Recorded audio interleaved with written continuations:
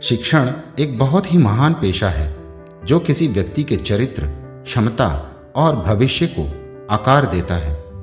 अगर लोग मुझे एक अच्छे शिक्षक के रूप में याद रखते हैं तो मेरे लिए यह सबसे बड़ा सम्मान होगा। सीखने से रचनात्मकता आती है। रचनात्मकता हमें सोचने की तरफ बढ़ाती है। सोचने से ज्ञान मिलता है। ज्ञान आपको महान बना देता है। किसी भी धर्म में उसे बनाए रखने और बढ़ाने के लिए दूसरों को मारना अनिवार्य नहीं बताया गया है। आकाश की तरफ देखिए, हम अकेले नहीं हैं। सारा ब्रह्मांड हमारे लिए अनुकूल है और जो सपने देखते हैं और मेहनत करते हैं उन्हें इसका फल अवश्य मिलता है। इससे पहले कि सपने सच हों, आपको सपने देखने होंगे। विज्ञान मानवता के लिए एक खूबसूरत तोहफा है। हमें इसे बिगाड़ना नहीं चाहिए। जीवन में सुख का अनुभव तभी प्राप्त होता है जब इन सुखों को कठिनाइयों से प्राप्त किया जाता है। मेरे लिए नकारात्मक अनुभव जैसी कोई चीज नहीं है। अगर तुम सूरज की तरह चमकना चाहते हो तो पहले सूरज की तरह जलो। छोटा लक्ष्य अपराध है, महान लक्ष्य होना चाहिए। अर्थव्यवस्था ने मुझे शाकाहारी बनने के लिए मजबूर किया, लेकिन अंत में मैं इसे पसंद करने लगा। भ्रष्टाचार जैसी बुराइयां कहां से पनपती हैं? ये कभी न खत्म होने वाले लालच से आती है। भ्रष्टाचार मुक्त नैतिक समाज के लिए लड़ाई अगर लड़नी है तो इस लालच के खिलाफ लड़ाई लड़ी जानी चाहिए।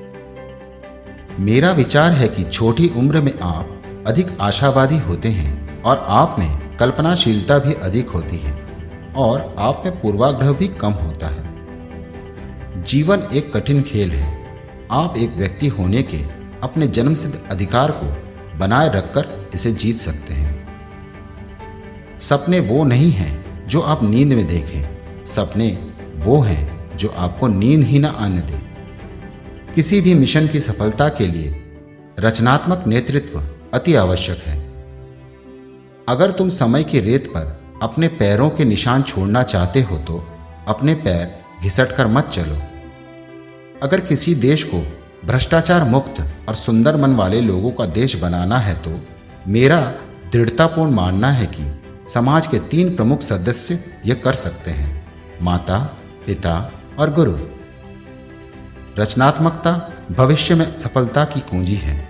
प्राथमिक शिक्षा ही वह स्थान है जो बच्चों में सकारात्मकता लाती है।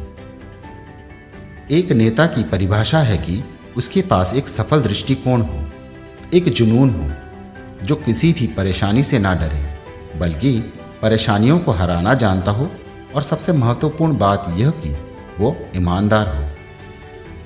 निपुणता एक लगातार चलने वाली प्रक्रिया है। यह एक घटना मात्र नहीं है। पक्षी अपने ही जीवन और प्रेरणा द्वारा संचालित होता है।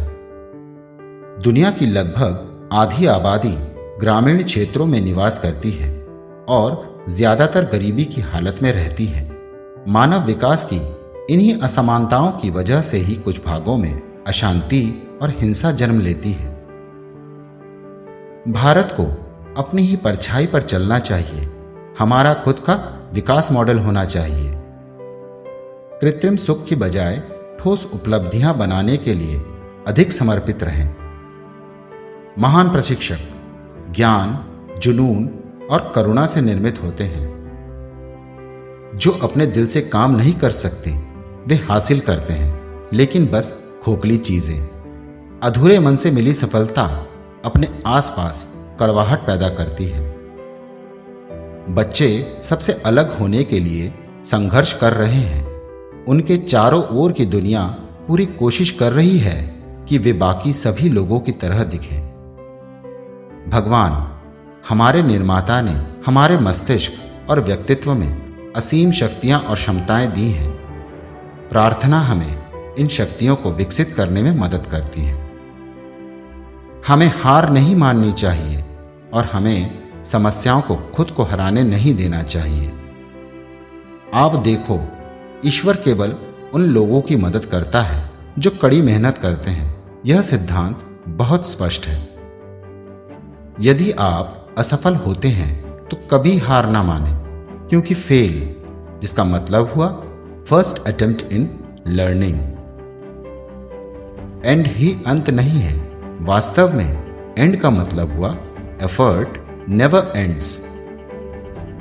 यदि आपको उत्तर के रूप में नो मिलता है तो याद रखें, नो का अर्थ है नेक्स्ट अपॉर्चुनिटी।